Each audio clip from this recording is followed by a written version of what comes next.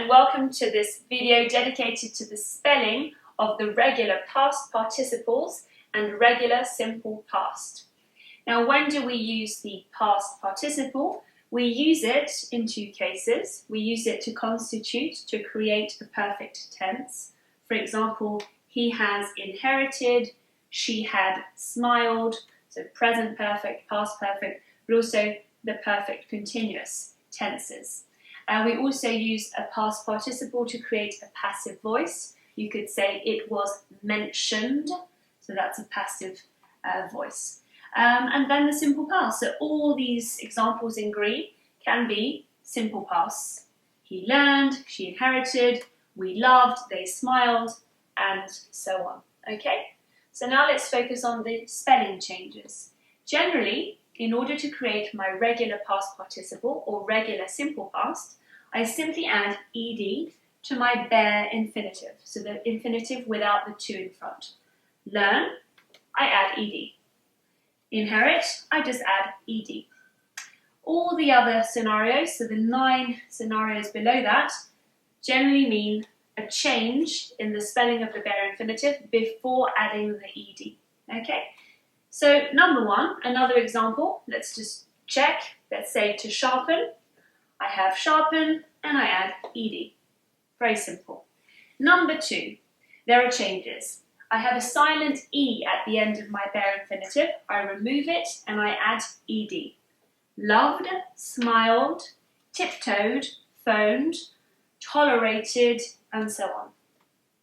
Number 3, if my bare infinitive ends with a consonant, if it ends in a consonant, I have to double that consonant before adding ed. Admit, I have a consonant, I double it. 2 T's, admitted. Stop, I double my P, stopped. Referred, I double my R and add ed, referred. Okay? Other example, to sob, S-O-B, I double my B and add ed, sobbed. Number 4. Now, when do I not double my ending, my final consonant? When do I not double it before adding ed? I don't double the consonant when at the end of my bare infinitive I have 2 vowels and 1 consonant. For example, treat, I have 2 vowels, E-A, plus a consonant, T. I do not touch the bare infinitive, I just add ed. So no changes there. Rain, same thing, I have 2 vowels and 1 consonant. I don't touch the bare infinitive, I just add ed. 2 vowels, 1 consonant. Same thing with to pour, for example. I pour some water, P-O-U-R. So I've got 2 vowels, 1 consonant. I don't touch the bare infinitive, I just add ed, poured. Scenario number 5. When I have at the end of my verb, when I have a vowel and then several consonants, or several consonant sounds. We see what that means now. So let's say I have a vowel and several consonants at the end of my verb. Finished, I have a vowel, I. Several consonants, S-H.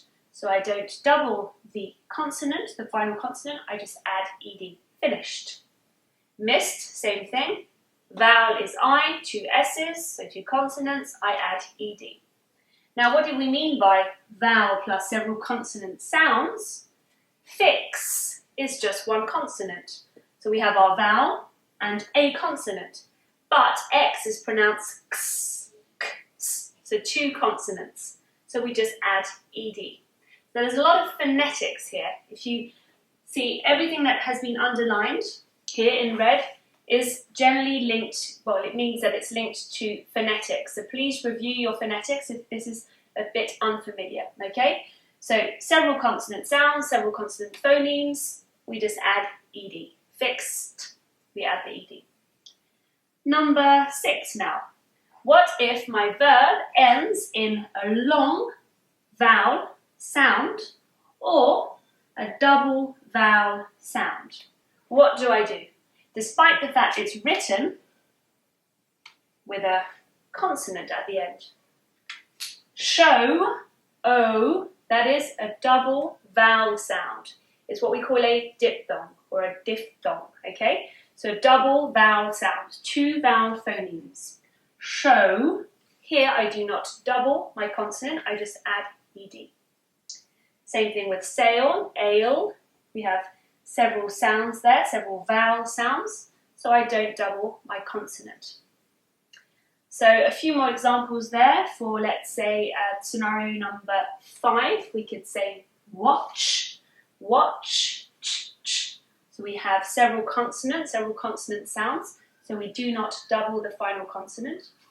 Same thing with walk, walk. We have a long vowel, or, and then a sound, a consonant sound, walk. So we don't touch the bare infinitive. Okay, and then number 6, if we have a long vowel or a double vowel sound, such as wheel, we have a long eel sound. We do not double the L at wheel. Okay. Now here, this is only true in British English, not American English. So in British English, if my verb ends in L, I double that L before adding the ed. Travel, travelled. Compel, compelled, double L, okay?